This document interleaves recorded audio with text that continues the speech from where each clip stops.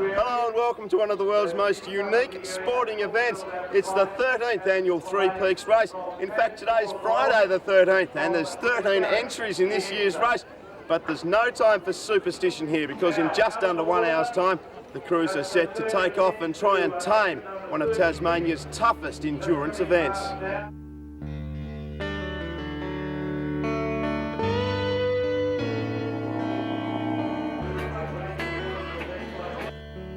For most, Good Friday is a day to spend with the family, to sit back, relax and do nothing more strenuous than a spot of backyard cricket. But for some, it's the start of the hardest few days they are ever likely to spend. The Three Peaks race starts here at beautiful Beauty Point on the Tamar River. Thousands turn out to farewell the fleet on an adventure covering more than 330 miles of coastline and a gruelling 135 kilometres of mountain running. So let's look at the race itself. From Beauty Point, it's a mad dash across Bass Strait to Flinders Island. Once there, the two runners from each boat will run more than 60k up the first of the Three Peaks, Mount Strzelecki. Once they stumble back to Lady Baron and their waiting boats, it's on again, this time sailing down the east coast to Coles Bay, where it's another run up Mount Freycinet. Then they sail to Hobart, where Mount Wellington is the final peak that needs to be conquered. By that stage, there should be a winner. Come on, guys.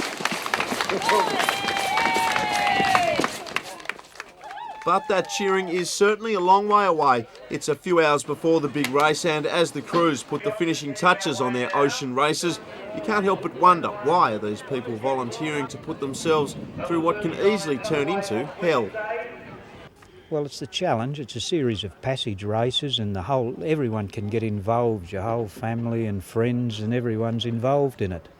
The race, it's a great leveller. There is nothing like it in Australia. I'm just hoping not to get seasick. We came in the other day bringing the boat up here, and about 25 miles out we got struck by a 50-knot westerly, and it was no joke. The waves are big enough to bowl the boat over, and so you've got to have some pretty serious people on board. But the thought of dangerous seas are put on hold for the moment anyway. The start as spectacular as ever, with more than 10,000 people jamming the Tamar's shores as the 13 race contestants dodge their way through hundreds of spectator boats. Finally, the Three Peaks race was on again, and it was exactly what these fanatical sea dogs wanted.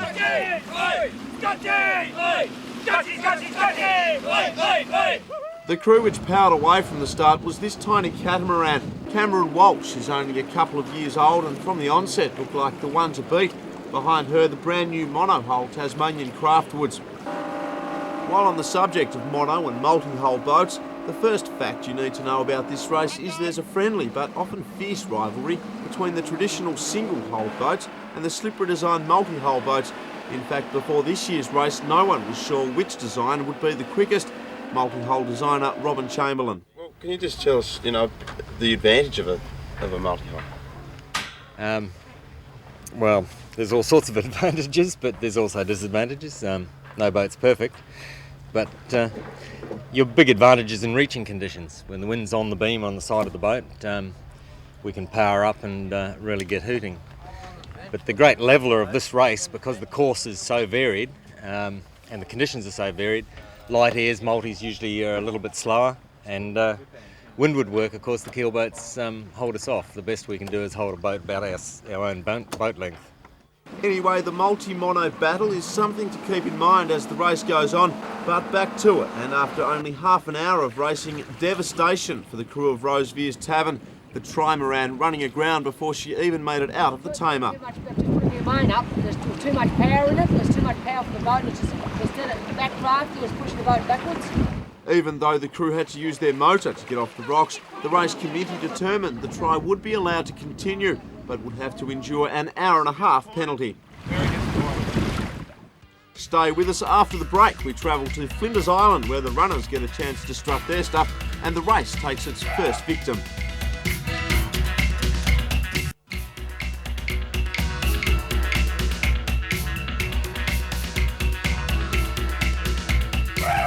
So far we've seen some of the boats doing their thing, but what a lot of people don't consider is just how gruelling this event is on the runners.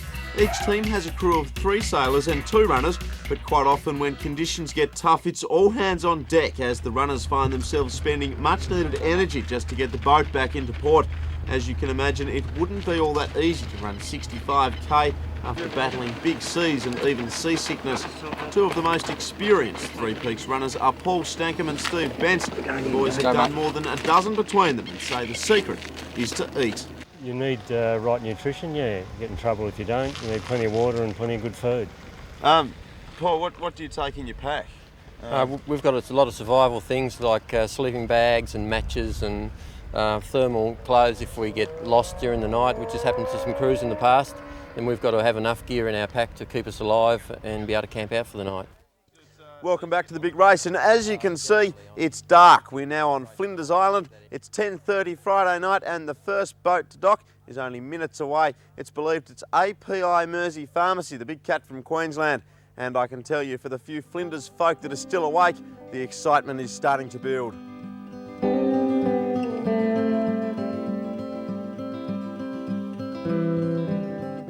It was the big cat to arrive first. She got in just 8 hours 43 minutes after leaving the tamer, which meant runners Andrew Cromer and Nigel Aylett would probably be back to the boat before sunup.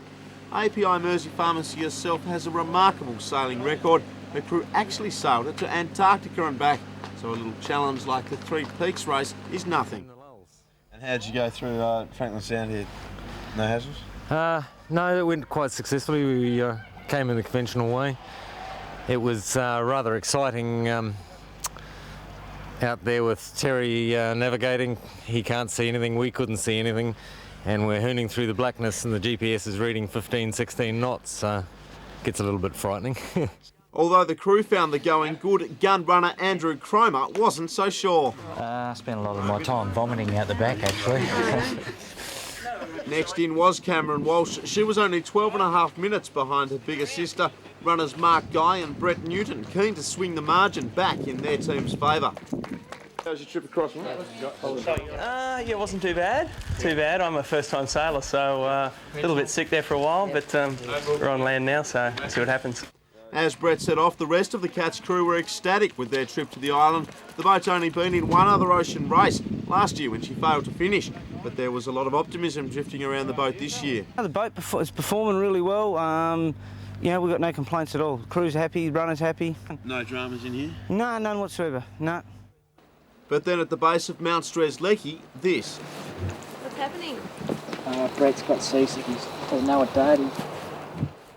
Mark Guy won this race with his late father in 1997. He was ready to repeat that performance, but that's going to have to wait another year. His partner in no shape to continue. Disappointing when you put 20 weeks in training. Cameron Walsh went home in the morning. Not surprisingly, Brett chose to fly home. The Queenslander has completed dozens of Ironman events, but says this one proved just too much. Practice on the sea for next year then? Oh, I don't think I'll be back. Really? No, I think I need to have a bit of a break from all this. I've been through a few hard races and it's pretty scary when you hurt your body like that. Was this one of the hardest you've ever been through? Yeah, it certainly was. Like, I've raced in Hawaii a lot in the heat over there, and I'm a hot weather person. Like, I've vomited up blood before and kept going, and that's so to be at the point where you just physically can't go, it's really depressing. Back to the race, and more boats were continuing to roll into Lady Baron, most of them by pedal power. The brothers of the Three Peaks, Richard and Nick Edmonds, along with the new Tasmanian Craftwoods, were the first of the mono hulls in. Their runners all needing a good time because only 7.5 minutes separated the three. Tasmanian Craftwood's only been in the water since January, So the boys are still learning how to sail it, and really they did a great job getting here. I mean, to mix it with the Edmund brothers was fantastic. You got a race plan for this mountain? Yeah, take it easy. Basically, run this one a couple of times and see how you can blow up very easily if you go out too hard. So yeah, basically get this one under our belt and see how we go. The sun had just popped its head up for another perfect sailing day when API Mersey Pharmacy's runners returned. They'd done the 65k run in 7 3/4 hours, but hot on their tails, two runners from the biggest boat in the fleet, Cedar Summit, also having a good run, Paul and Steve from the Southern Cross boat. The three leaders left within sight of each other and had managed to sneak in and out of Flinders before many of the locals were awake to cheer them on. Now that it's morning here on Flinders Island, it has become plainly obvious that the race record is under threat. The top three boats are already out there, being advantaged by a stiff northerly breeze. They're expected in Coles Bay as early as tonight, which is a feat that's never been achieved in 13 years of running this race.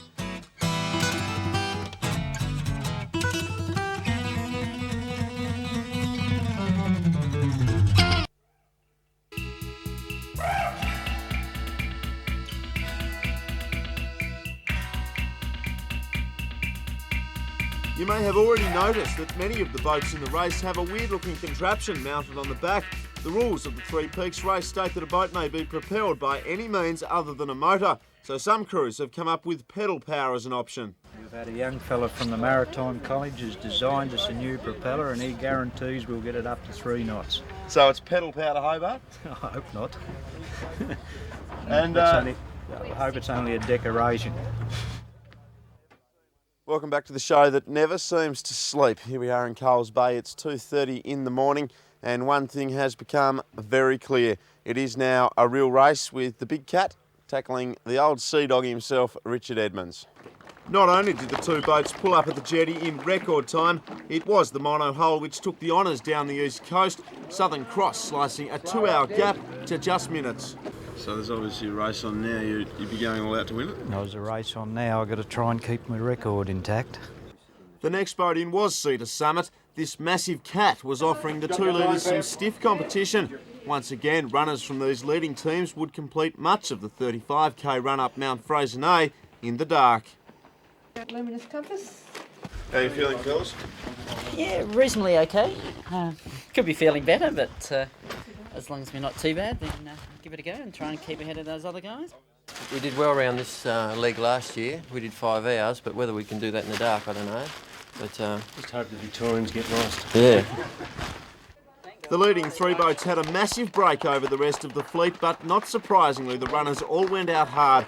By the time the sun came up, a sprinkling of other boats had arrived. It must surely be discouraging for those runners who are just setting off for their trek when their competitors are about to enjoy crossing the finish line. Have a good night. Andrew Cromer and Nigel Aylett did well around Freycinet, the two giving Mersey Pharmacy a much-deserved break. Next out were Matt Dalziel and Adam Petito from Cedar Summit, closely followed by Paul and Steve from Southern Cross.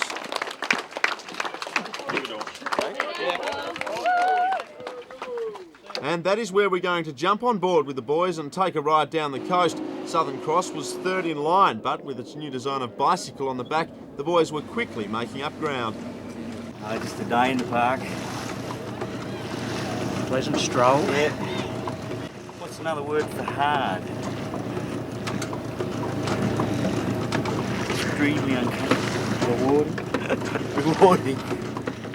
We've already mentioned the skipper of this Radford 14, Richard Edmonds. The man, along with his brother Nick, has competed in every Three Peaks ever run. And if anyone was going to put a stop to this year's cat domination, it would be him. We lost ground early to the cat, and now we're sort of making it up again. We can see him up ahead, he's becalmed. So we're still in the race? We're still in the race.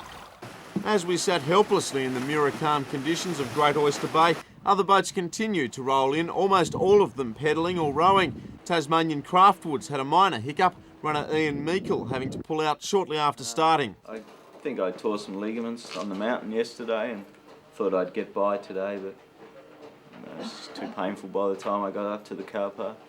Fortunately, crew member James Paulson took over to keep his team in the race. As the day warmed up and the rest of the runners hit the mountain, back on the water, and we were still finding the going slow, but then out of nowhere came a breeze.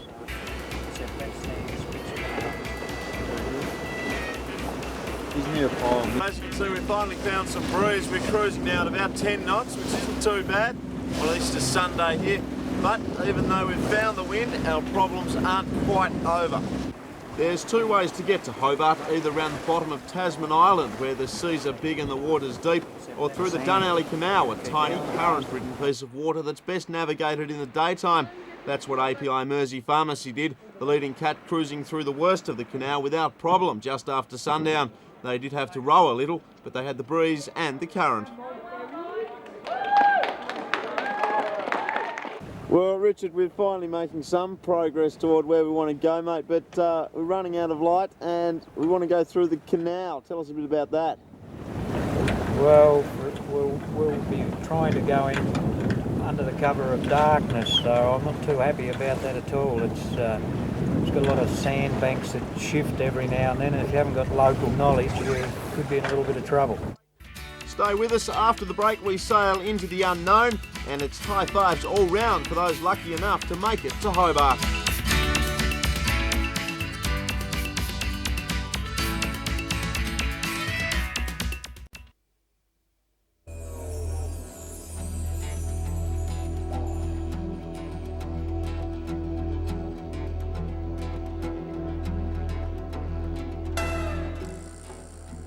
The problem with trying to navigate the Dunalley Canal is the water is constantly changing. Sandbars move and channel markers are hard to spot, especially in the pitch black.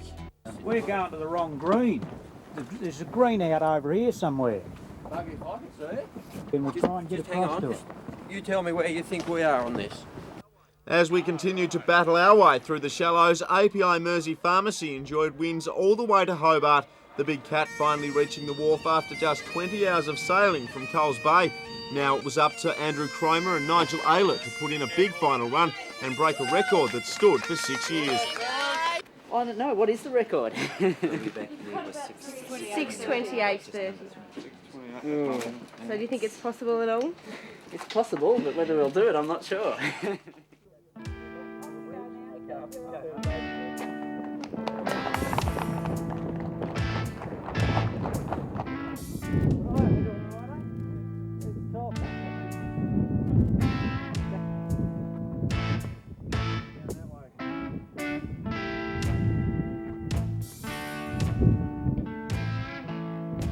All the duo had to do was make it back to the finish line for victory, but they wanted more than just the trophy. The previous record of 2 days, 16 hours and 13 minutes was set by Richard Edmonds.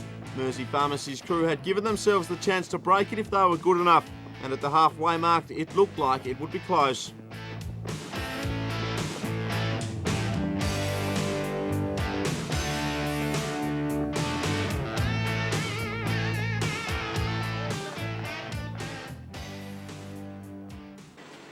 As the sun came up and the two entered the streets of Hobart, the boys knew they were in with a good shot.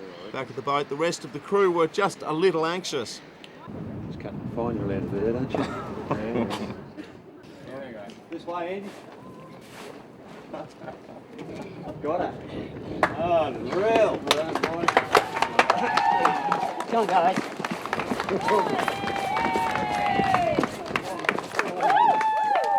API Mersey Pharmacy victorious in the new record time of 2 days, 16 hours, 8 minutes and 35 seconds. That time 6 minutes better than the previous best. And obviously having good runners helps? Oh, very much so, yeah. It's the complete team that does the job. And your boys did? Exceptionally well, yeah. They ran really hard on the last run to take the overall time for the race. It feels good, and I'm happy for the team. It wasn't the goal of the event. I mean, we were out to have a good time and enjoy the race, and it was just a bonus. Southern Cross was second into the Derwent. We made it just as the winners were celebrating. Apparently it's never too early for a beer after winning a race like this, but for Paul Stankham and Steve Bence, the challenge was not over. The two would have to be mentally tough enough not to slack off, even though the race had been run and won. I don't think we're under pressure now. I think we just might take our time and enjoy the view. Southern Cross finishing some 6 hours behind the Cat, and although Edmonds lost his record, being the first mono-hull home was rewarding enough. there any disappointment there? Or? No, not at all. Yeah, we're the first monohole in, and that means a lot. Was it a good race? Yeah, it wasn't a bad race. The first 2 days were excellent. The last leg was a little bit frustrating. Mate, you've held the record for, what, 6 years? Does it bring a tear to the eye to see it be broken after so long? Oh, yeah, but I suppose all records are made to be broken. Third boat in was Richard Clennett in Cedar Summit. Considering this was the nervous captain we spoke to on Good Friday, it was a mighty race by the 50-foot cat. Yeah, we're nervous about getting out of the harbour. It's a big boat. Sure, we don't draw much, but some parts of it don't look too wide. I'm glad to be here. It was a bit. We were nervous, I suppose. We didn't There was a lot big learning curve, and it all worked very well. So we're very happy. In fact, chances are the team would have come second, but the boat's sheer size forced them to sail around Tasman Island. As the day warmed up and more boats rolled in, each crew that finished seemed to have a story to tell. It was obvious that getting to this point of the race was an achievement in itself. Even Rosevere's Tavern, which was involved in that disastrous incident at the start, ended up taking away a trophy. Runners Phil Tuck and Rod Barnes, the official kings of the mountain. Their entire running time of 1 day, 16 hours and 26 minutes. By Monday night, most of the fleet had made it. The only casualties of the race, Cameron Walsh and Madness in Motion, which pulled out at Coles Bay. It is clear the Three Peaks race is like a drug for these sea dogs. They love the sleepless nights, the rough seas and the overall pain that makes this race one of the toughest in the world. This year was probably an easier one, but I think the serious issue is that it's a team's bit. It's the thing that you realise that whatever your bit is, you can only, your bit's only one of the bits. If the runners don't do their bit, or the sailors haven't done their bit, or the boat doesn't do its bit, well, you've got no hope. It's a lot of time with no sleep and a lot of concentration. And particularly with this boat, we're set up to sail with 11 people, and sailing with 3 is pretty awkward. It's definitely hard on the body, and I don't think it's too good for you to do it. It's a very tough race. Yeah, you've got to be, you've got to have a mindset to really go for it. It's very hard on the body. It certainly is one tough event. Thank you for watching this year's Three Peaks race. Most of the competitors we've spoken to, well, they all say that they'll be back again next year, although I can tell you that quite a few are happy to be back on dry land. So until next year, it's goodbye.